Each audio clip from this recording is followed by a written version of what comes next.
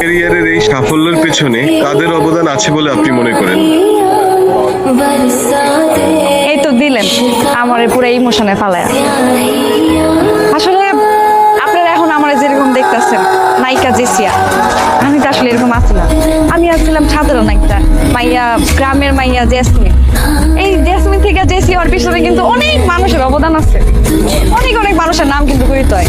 কিন্তু এর মধ্যে একটা নাম, যে নামটা আসলে না বললেই না, আর সেটা হইতেছে বিখ্যাত নায়ক সাগর খান।